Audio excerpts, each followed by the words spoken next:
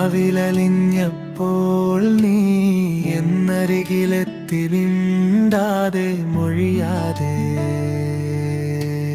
കൂട്ടിരുന്നു. കാറ്റിന്റെ കൈകളിൽ തഴുകുന്ന യാമിനിയിൽ കനവിന്റെ നൂലുകൾ നമ്മൾ നെയ്തു. ഇടവഴിയിലന്നു നാം കണ്ടു നിന്നോരം നിഴലുകൾ പോലെ പുണർന്നു നിന്നു.